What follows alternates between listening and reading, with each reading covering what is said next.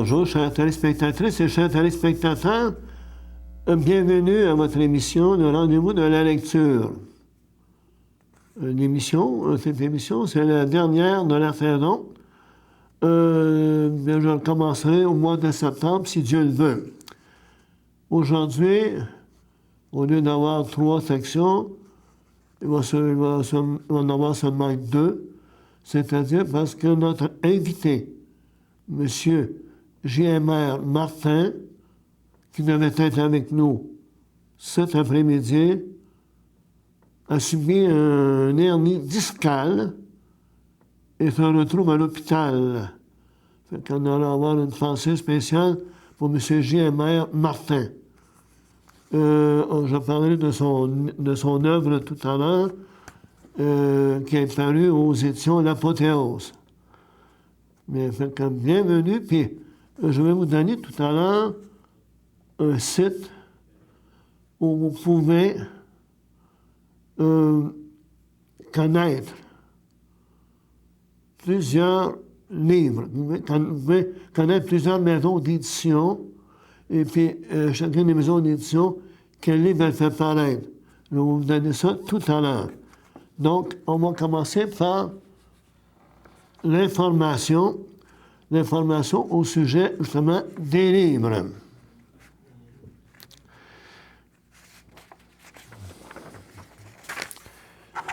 Le premier, c'est fait par Libre Expression. Donc, les éditions Libre Expression ont publié La page manquante, l'auteur Valérie Landlois. Vous allez me dire, la page manquante, c'est quoi? Voici le résumé que j'ai pu de l'année. Une femme dont la mémoire a été partiellement effacée vit un long périple de guérison. Une histoire aussi bouleversante que captivante, des personnages attachants avec lesquels on rit, on pleure. La page manquante, c'est tout ça, mais aussi et surtout, c'est ça qui est important, une réflexion sur le bonheur et sur l'amour. Avec cette tranche de vie transformée en roman, Valérie Landlois prouve que la maladie, loin d'avoir altéré son talent, lui a donné une profondeur nouvelle. Et celle qui dit ça, c'est l'analyste Mylène Gilbert-Dumas. Voici à peu près l'histoire. Salomé Gauthier se réveille dans une chambre d'hôpital. Elle apprend qu'elle vient de passer plusieurs semaines dans le coma. Prisonnière de son corps, elle ne se souvient de rien. Il manquera désormais une page à sa vie. Le récit de ses difficultés de réadaptation se juxtapose avec celui des événements qui ont conduit au drame. Salomé, clouée à son lit et reconnaissant à peine de ses proches, devra réapprendre les gestes les plus instinctifs. Communiquer, manger, marcher, aimer. Elle persévérera en apprivoisant les séquelles d'un traumatisme qui ne la quittera jamais tout à fait. Donc, si vous aimez ce genre de livre-là, donc, je le répète, c'est Libre Expression, la page manquante de Valérie Landlois. Deuxième livre. Ces éditions Leméac. La brûlure de Violaine Charret-Séguin. Donc, on parle de brûlure. Voici, donc, pour vous donner le goût peut-être d'en savoir davantage, je fais encore la lecture du résumé. Elle avait presque oublié cette sensation, la morsure du soleil sur ses épaules. Les grains rugueux du sable contre sa joue, le goût du sel sur ses lèvres, le son des vagues qui se brisent sur le rivage. À travers ses yeux entrouverts, elle pouvait voir le ciel sans nuages planer au-dessus de l'océan. La ligne d'horizon, empêchant la mer de se répandre dans l'atmosphère, s'est traînée d'écume blanche qui trahissait sa violence. Elle ferma les yeux et son regard se remplit d'un rouge ondoyant. Une semaine dans le sud, au plus vif de l'hiver. La douce oisiveté, la mer qui apaise le soleil, à provision. Caroline rêvait d'offrir ce voyage à Sarah, des vacances mère-fille lui permettant de réduire la distance qui s'était créée entre elles depuis son divorce. Mais en voyant sa mère enchaîner les cocktails au bord de la piscine, Sarah appréhende le pire. À 14 ans, elle sait déjà qu'elle doit veiller sur Caroline comme on veille sur un enfant imprévisible. 7 jours passés en vase clos, dans une ambiance légère et délétère, ni l'une ni l'autre n'en sortira indemne. Donc, si vous voulez en savoir davantage sur la brûlure, eh bien, si vous aimez ce genre de livre, mais il y a toujours la brûlure aux éditions Le Méac. Troisième livre que je voudrais vous suggérer, ce sont les éditions Guy Saint-Jean. Le titre du livre, c'est Le tribunal de la rue Quérion. Et l'auteur, Guillaume Morissette. Encore une fois, pour vous donner peut-être le goût d'aller plus loin dans la lecture, pour voir si ce roman vous plaît, ou pourrait vous plaire, voici le résumé. On commence par un petit dialogue. C'est un os de chien. It's dead. Comment tu sais? C'est trop gros pour être un os de chat. Un gros chat. Si tu dis que c'est juste un os, on ne peut pas savoir il est où le reste du squelette. En jouant dans le boisé d'un quartier résidentiel, des enfants, donc il faut tenir compte qu'il s'agit d'enfants, des enfants découvrent un os. Ils croient d'abord qu'il s'agit de celui d'un chien, mais sa taille les fait douter, avec raison. S'ouvrent alors 2 enquêtes parallèles visant à découvrir l'origine d'un mystérieux phénomène humain, celle du clan des enfants qui mène l'affaire de manière peu orthodoxe, puis celle de l'équipe de l'inspecteur Héroux, intrigué par ce cas semblant surgir d'une autre époque. Arriveront-ils aux mêmes conclusions? Au même moment, s'abrasse et s'ajoute dur au service de police de Trois-Rivières. Mesquinerie, lutte de pouvoir et manigance sont au menu. À la veille des élections municipales, un bras de fer s'amorce. Une enquête des plus palpitantes pour l'inspecteur Hérault, son entourage et 2 jeunes apprentis qui n'ont vraiment pas froid aux yeux. Donc, j'ai bien l'impression que c'est un roman avec des soubresauts. Et ceux qui aiment un peu les romans d'enquête, police, mais avec des environnements plus ou moins douteux sur le plan politique, mais j'ai l'impression que vous avez tout ce qu'il faut. Là, encore une fois, je répète le titre. Le bonheur de la rue, le tribunal de la rue Quérion, Guillaume Morissette, aux éditions Guy Saint-Jean. 4e livre.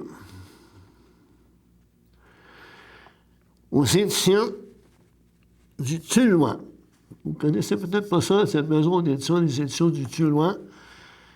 C'est une maison d'édition nouvelle de Rimouski. Oui, c'est une maison d'édition établie à Rimouski. Là, on nous avertit le chevalier de la Jamaïque. C'est le tome, au fait, c'est le tome d'une saga qui s'intitule Les aventures de Galais. Ce qui est assez intéressant dans ce cas-là, il y a 2 auteurs, Marie-Hélène Thérien et puis Steve Garvey. Fait que là, vous allez peut-être me dire, bon, c'est une nouvelle maison d'édition, 2 auteurs pour écrire un livre, et voici le résumé. Après la diabolique machination de Luc Mackenzie, l'homme qui a provoqué une mutinerie parmi l'équipage de l'aventure Galais, le capitaine Henry Morgan croit qu'Elizabeth Kidd, la fille du pirate recherché par la couronne britannique, William Kidd, a été assassiné. S'enfonçant dans la folie et finissant par retrouver ses esprits lors d'une terrible tempête où son navire, le Satisfaction, a failli sombrer. Henry Morgan finit par accepter de se rendre en Angleterre où le roi Charles II a décidé de le nommer chevalier.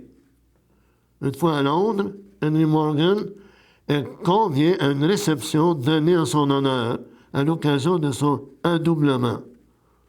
Adoublement, c'est quand on voulait faire il devenait à ce moment-là soit seigneur ou noble.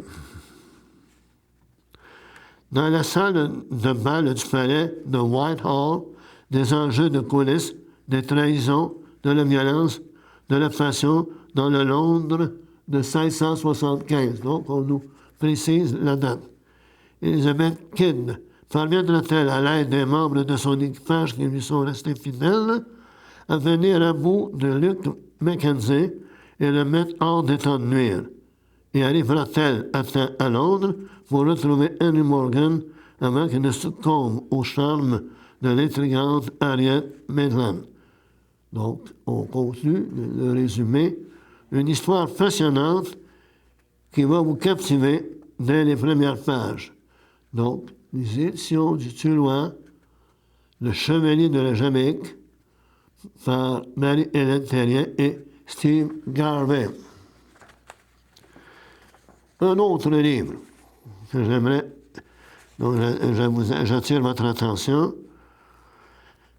c'est une autre maison d'édition, qui est une autre maison d'édition nouvelle. Ici au Québec, j'ai l'impression que nous avons beaucoup de maisons d'édition, et là, vous allez en avoir une qui est installée à Rosemère. Il s'agit de la maison d'édition Joé Cornu, éditeur. Le livre que je vais vous suggérer, Le hameau des hurlements. L'auteur, Luc Proulx. Donc, on va essayer de résumer le livre pour vous donner peut-être le goût d'acheter ce livre ou de le lire. François, journaliste à la retraite, regrette presque d'avoir voulu enquêter sur l'histoire impossible d'un village des cantons de l'Est disparu. Il a découvert les procès-verbaux de Saint-Étienne du Hameau, où il est question d'une mère et de sa fille, Annie, que l'on veut pendre pour sorcellerie. Puis, il a fait le trajet jusqu'au muret indiqué sur une carte ancienne, et soudain, il ne sait plus s'il est dans sa réalité ou dans celle des habitants de ce village. Il rajoute une bûche dans le poêle de son refuge et se défend de jeter encore un œil par la fenêtre sur les loups qui encerclent l'abri fragile en hurlant. Puis, c'est le silence. Le pire est peut-être à venir.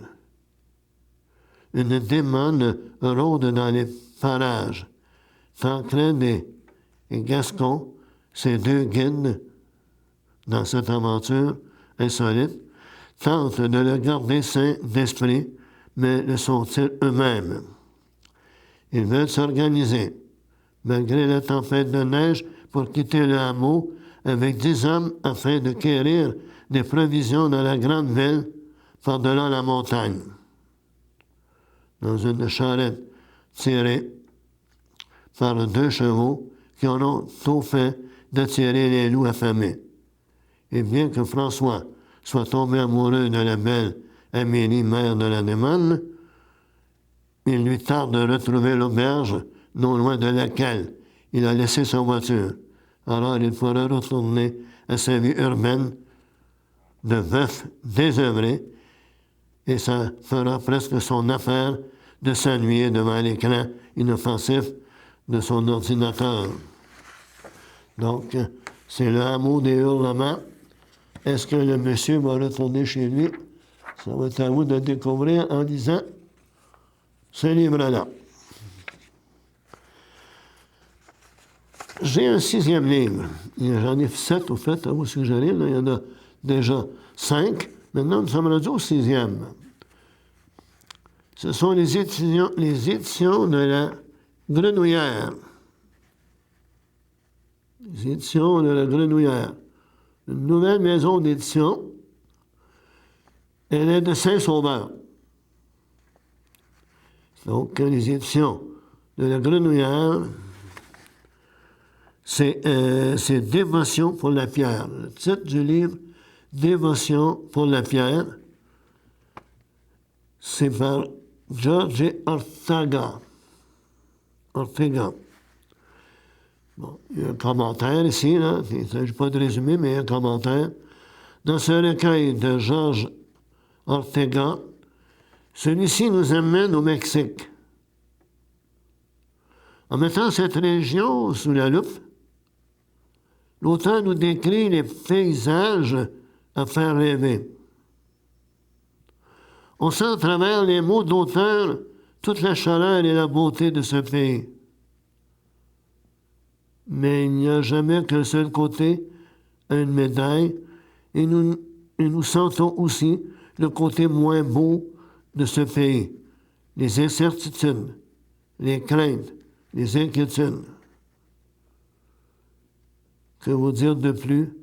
Un voyage au Mexique, et en fermant les yeux, on peut facilement se sentir dans ce pays, non pas sur une plage populaire, mais au cœur du Mexique. J'ai pu rencontrer ce villageois, me promener au marché et plein d'autres sujets. Une petite lecture que je vous recommande pour plonger avec nos yeux dans les décors de George Ortega. Donc, si vous aimez des livres de voyage, un voyage vraiment par quelqu'un qui habite le pays Mexique, là, une question peut-être de découvrir le Mexique, peut-être vous le faire aimer davantage. Je poursuis là pour savoir un peu. Ici, j'avais oublié que j'avais fait un résumé de M. George Ortega.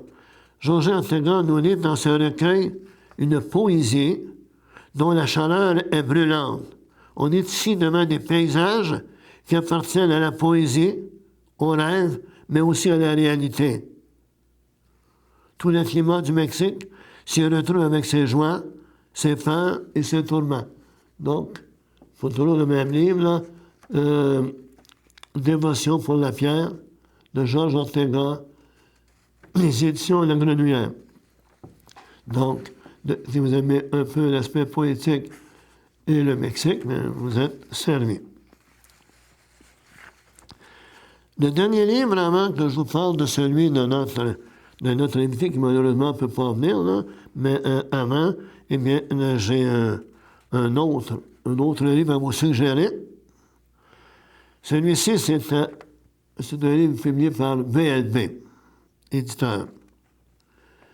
Le titre du livre, le livre de Judith, écrit par Mylène Gilbert Dumas. Le résumé, pour vous donner l'eau à la bouche. Paris 1939. Le destin d'Emily Ann Saxby, une riche américaine, bascule quand elle fait la rencontre d'un révolutionnaire traqué par les nazis. Alors que la guerre incendie l'Europe, Cécile Maltais, jeune Canadienne française, est recrutée par les services secrets britanniques. Des décennies plus tard, une romancière accepte d'écrire la biographie d'une espionne, tandis qu'un pasteur récemment libéré de prison reçoit les confidences douloureuses d'une paroissienne centenaire. Entre ces personnages, l'histoire a tissé des liens puissants et mystérieux qui les unissent dans leur commune humanité. Dans ce grand thriller, on parle d'un thriller historique, Mylène Gilbert Dumas met en lumière l'héroïsme des jeunes femmes d'exception qui ont combattu la barbarie nazie dans un épisode méconnu de la Deuxième Guerre mondiale. Comme toujours, la force et la vérité de ces personnages vont droit au cœur. On parle maintenant de l'auteur un peu.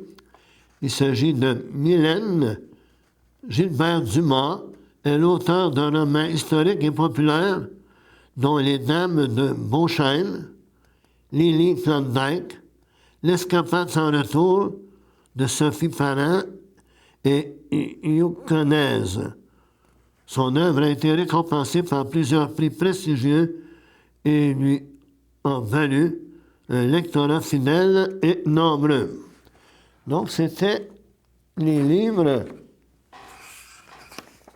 dont je voulais vous parler, dont je voulais parler pour vous inciter, peut-être, dépendant de votre orientation, si vous aimez la poésie, le roman policier, le roman historique, ou le simple roman, eh bien, il y a son... Puis, ceux qui aiment la poésie, vous pouvez toujours aller sur Google et faire, supposons, les écrits des Forges. Donc, les écrits des Forges, ça, il y a plusieurs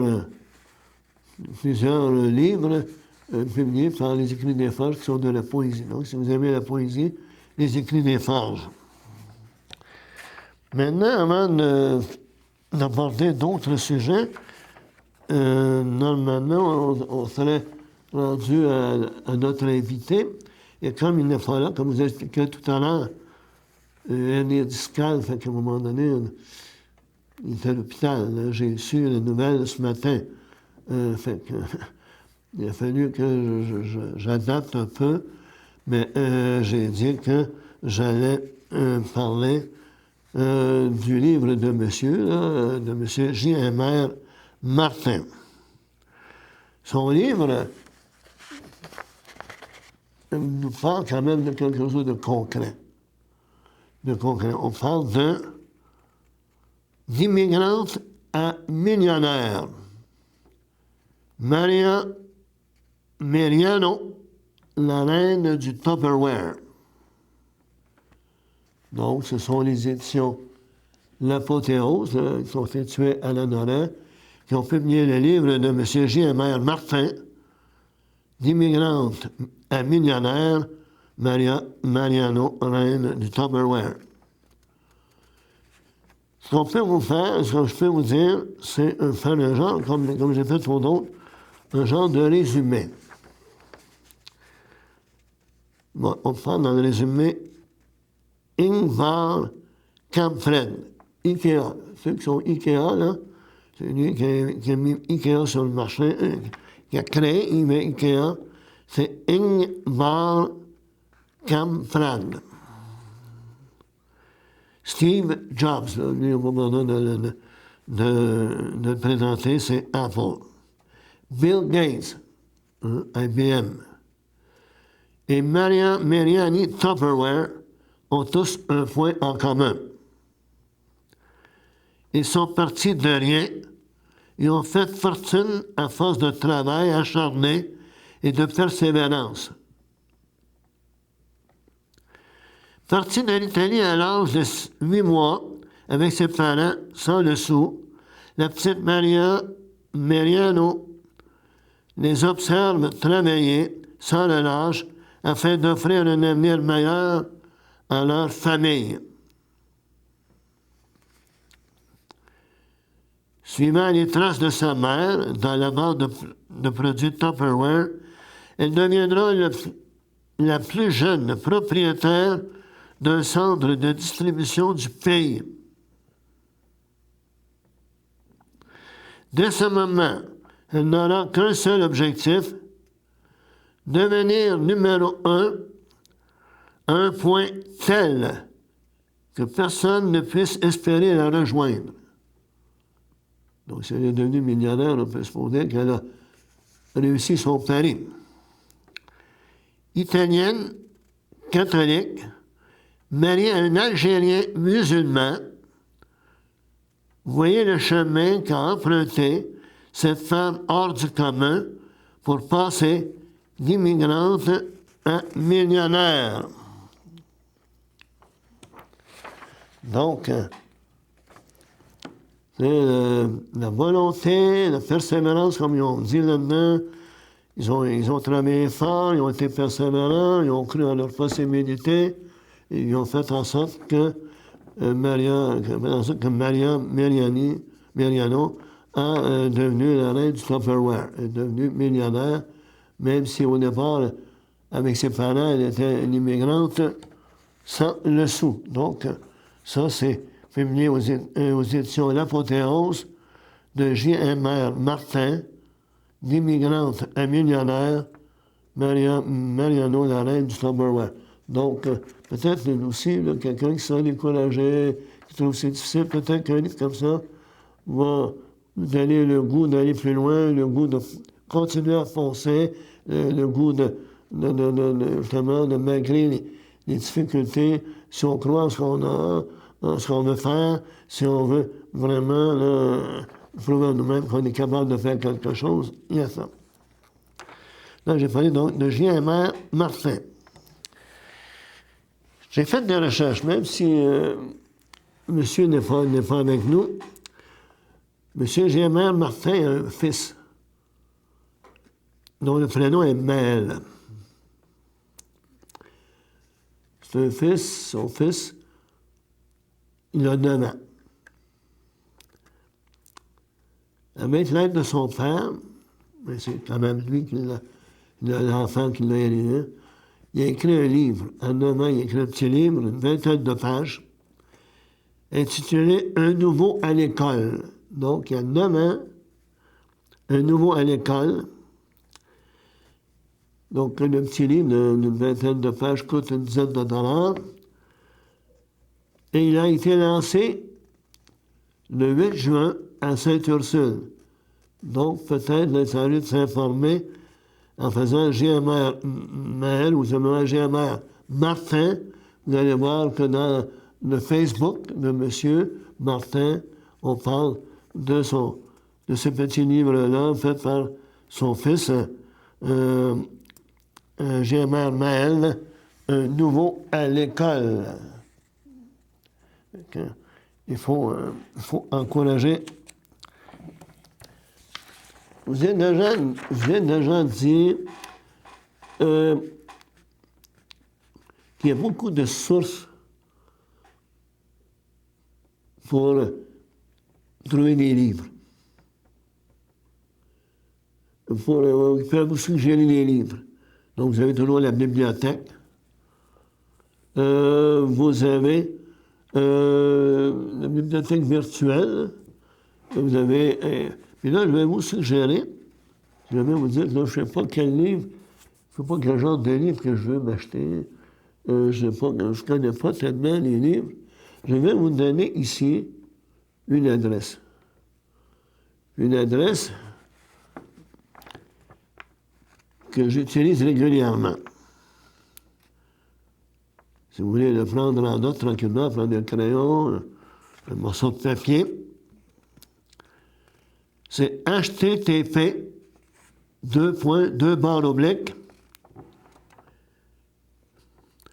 les 1001 livres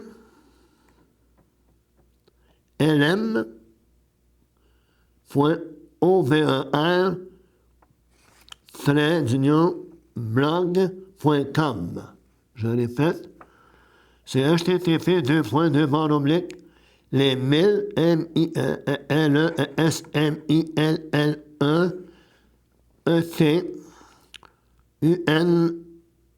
livres livre livres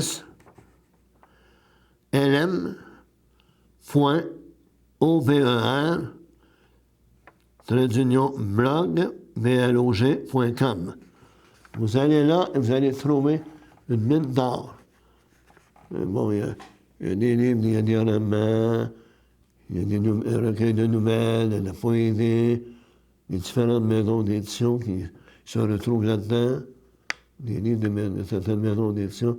Donc, si jamais vous voulez passer un été de lecture, si vous voulez découvrir de nouveaux auteurs, si vous voulez passer vraiment un bon temps au sein de la nature, avec un bon livre dans les mains, mais en allant voir là, vous allez sûrement trouver un ou des livres qui peuvent vous satisfaire. Donc, encore une fois, http les 1001 livres lm.over-blog.com. Ça peut vous renseigner. Maintenant, attendez un petit peu. Je vais vous parler de Symphonie Lanaudière. Symphonie Lanaudière vont présenter au cours de l'été des concerts. Exemple, le 26 juin 2019, à compter de 19h30, au Centre Pierre Charbonneau de Montréal. Symphonie Lanaudière va interpréter des œuvres de Frank Sinatra jusqu'au concert populaire de Montréal. Donc, on s'informe à Symphonie Lanaudière pour avoir plus de détails. Le 29 juin, toujours la Symphonie Lanaudière, à compter de 20h30, ça va être hommage aux Beatles à l'arrière du collège L'Assomption, dans le cadre de l'expo Rive-Nord de l'Assomption. Donc, il y a une exposition de l'expo Rive-Nord de l'Assomption, à 20h30, il va y avoir hommage aux Beatles derrière le collège de l'Assomption. Encore une fois, on s'informe à Symphonia de Lanaudière. Le 10 juillet, à compter de 19h30, la Symphonie Lanaudière va interpréter les grands classiques à l'église Marie-Reine du Monde de Rawdon.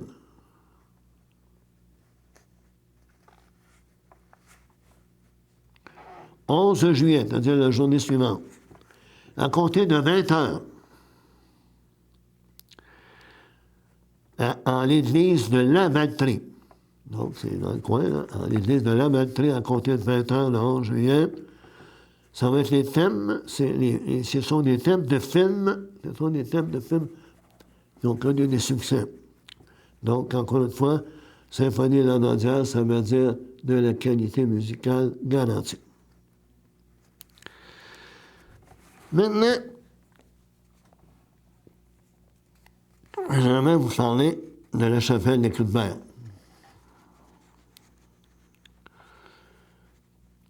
Le 15 juin, du 15 juin jusqu'au 28 juin, il va y avoir exposition des œuvres de l'artiste en art visuel, Mme Geneviève Moreau. Je tiens à souligner que Mme Moreau c'était une première cette année à la Corporation du patrimoine de Berthier à la Chapelle des Cloutières. Elle était artiste résidente. Elle était résidence d'artiste. Elle était artiste résidente du 14 au... du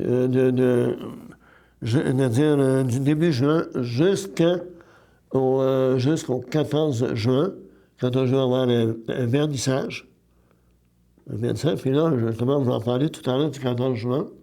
Donc, 14 juin, vers les 17 heures, il va y avoir vernissage des œuvres de Mme Geneviève Moreau.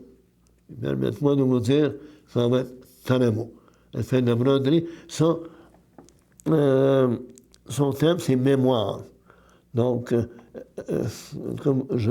pour en savoir davantage, venez à la Chapelle des Cloutières, vous allez voir quelque chose de très, très, très, très beau. Et en même temps, ce même 14 juin,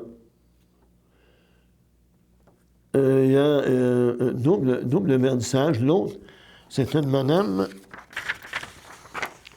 c'est Marie-Ève Gélineau-Rabat. Là, vous allez trouver ceux qui vont aller à la chapelle au cours de l'été. Vous allez trouver une structure artistique sur le terrain de la chapelle des Cloutières. Donc, c'est une autre chose aussi qui est nouveau. Autre aspect nouveau dans ce cas-là, c'est que cette exposition extérieure à la chapelle des Cloutières est faite en collaboration avec la ville, en partenariat avec la ville de Berthierville. Donc, si vous n'êtes pas capable d'assister au vernissage de ces deux œuvres-là, eh bien, c'est-à-dire celle de Mme Geneviève Moreau, c'est jusqu'au 28 juin. Et en ce qui concerne les œuvres de Mme Gélineau-Rabat, c'est pratiquement tout l'été, jusqu'à fin août. Fait que cette année, j'ai bien l'impression que les gens qui vont venir à la chapelle vont voir quelque chose de nouveau, de vraiment nouveau. Également, la chapelle, si vous voulez en savoir davantage, vous faites sur Google la chapelle des Cloutières. Là, automatiquement, vous allez arriver sur le site Internet. Si par hasard, parce que là, ça demande quand même du travail, vous allez en bas, comme le nom de la page, vous allez voir un F, pour Facebook. Et quand vous allez sur Facebook, et là, vous avez tous les renseignements concernant les activités qui ont lieu ou qui vont avoir lieu à la Chapelle des Cloutières au cours de l'été qui vient. Fait que, donc, c'est à peu près tout que j'avais à vous dire. C'est évident que si j'avais eu M. Gilbert Martin avec moi, eh bien, l'émission aurait duré un peu plus longtemps. Mais encore une fois, il s'agit de parcourir, même dans la région. Je vais me permettre quelques secondes. Vous avez aussi à la Valtrie, la maison Rosalie Cadron. Fait que ce serait quand même bon, quelquefois, de faire un saut, là. Vous faites encore une fois sur Google, maison Rosalie Cadron, et vous allez voir un peu quelles sont les activités de cet endroit-là. Fait que je vais vous revenir dans un instant pour vous dire merci. Le samedi matin, dès 9h30, nos téléspectateurs sont invités au Super Bingo télévisé diffusé de nos studios de Berthierville.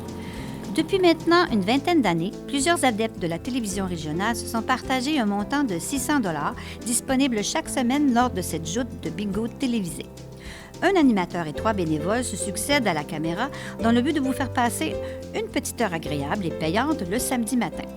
On peut se procurer les cartes de jeu chez les dépositaires autorisés participants, c'est-à-dire à Berthierville, le dépanneur Formule 1 rue Gilles Villeneuve, le marché IGA Extra sur la rue Gabrielle Brissette, le marché Métro rue Notre-Dame, la pharmacie Proxime rue Frontenac, le garage Pétroté sur la rue Gilles Villeneuve et à Saint-Ignace de Loyola, le marché Aldo rang Saint-Michel, le dépanneur Le Magasin Esso sur le chemin de la Traverse, à Lanoret, le garage Sonic sur la rue Notre-Dame. C'est un rendez-vous tous les samedis matins à 9h30 sur les ondes de CTRB, votre télévision régionale et communautaire.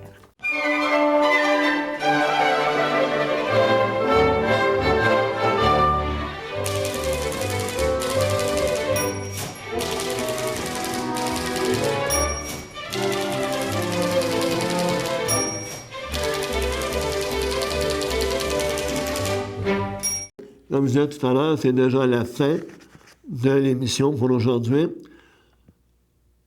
Donc, je remercie notre technicien,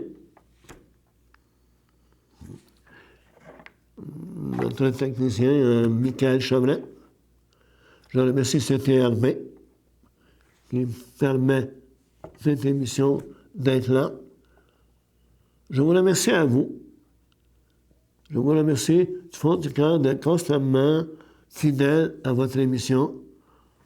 Et puis là, comme je disais tout à l'heure, j'essaie de donner le goût de la lecture. À ce moment-là, en vous proposant des livres, des endroits où vous pouvez vous procurer des livres, où vous pouvez découvrir des livres avant de les acheter. Fait que j'ose espérer qu'au cours de l'été, bien, vous allez trouver des plages où vous allez pouvoir vous détendre à l'extérieur avec un livre à la main et puis goûter, disons, à la poésie, au roman, aux nouvelles, que ce soit des éléments historiques, des éléments fictifs, donner le goût de lire. Fait que ça c'est déjà quand même bien. Et puis, je le renouvelle aussi. Si jamais vous avez dit, bon, hey, moi j'ai lu tel livre, ça m'a plu beaucoup, eh bien, il n'y a rien qui vous empêche de m'envoyer un courriel à louismkimpton@gmail.com. Encore une fois, mais là, disons que je vais avoir une pensée spéciale pour M. GMR Martin, là, qui malheureusement est à l'hôpital. Mais je vous invite quand même à lire son livre « D'immigrante à millionnaire », Mariano Ray du Tupperware, et publié par l'Apothéose. Encore une fois, je vous souhaite un excellent été et on se revoit au mois de septembre. C'est ça là, un bon été et une bonne lecture. Merci beaucoup.